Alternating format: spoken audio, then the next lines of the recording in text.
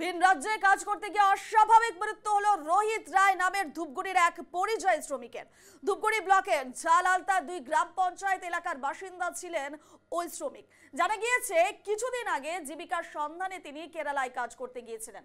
পরিবার সূত্রের দাবি, গত বৃহস্পতিবার কেরালার ওনাম উৎসব থেকে ফেরার পর রোহিতের সঙ্গে তার কয়েকজন সহকর্মীর বচসা হয়।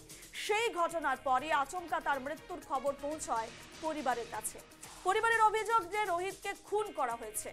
ইতিমধ্যেই এই ঘটনায় 3 জন সহকর্মীকে আটক করেছে কেরালা পুলিশ এবং তদন্ত শুরু হয়েছে।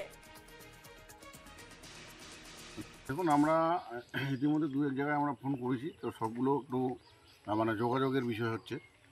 তো আমরা মোটামুটি ইতিমধ্যে আমরা ওই যে ওর যে বাবার বাড়ি আছে, ছেলের বাবার বাড়ি আছে, তাদের সঙ্গে তারাও আসছিল, তাদের সঙ্গে কথা হলো।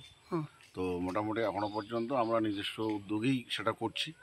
দেখি যদি কোথাও যদি কোনো সুযোগ সুবিধা থাকে, আমরা আমাদের পক্ষ থেকে এবং কোথাও কোথাও যারা এই দায়িত্বে রয়েছেন তাদেরকে আমরা ফোন করবো, যদি কোথাও তাদেরকে হেল্প করে দেওয়া যায়। কারণ মেয়েটা যেহেতু আমাদের এখানেই থাকবে, এখন সর্বোপরি যে বিষয়টা হচ্ছে মেয়েটা আছে এবং মেয়েটার একটা বাচ্চা আছে। 6 বছরের একটা বাচ্চা। 6 বছরের একটা বাচ্চা আছে। দায়িত্ব তো আমাদের বেড়ে গেল। এতদিন ওর স্বামী ছিল, দায়িত্ব কম ছিল। এখন আর যেহেতু একটা মেয়ে একটা বাচ্চা আছে, দায়িত্ব স্বভাবতই আমাদের বাড়লো। আমরা দেখছি যেটা কীভাবে সহযোগিতা করা যায় তার ব্যবস্থা করছি। কিন্তু আনার জন্য আমরা ইতিমধ্যে 2টা ফ্যামিলি বসে একটা সিদ্ধান্ত নেওয়া হলো। অ্যাম্বুলেন্স আমরা ইতিমধ্যে ঠিক করেছি। অ্যাম্বুলেন্স হয়তো আর আসলে রাত 10-11টার দিকে রওনা।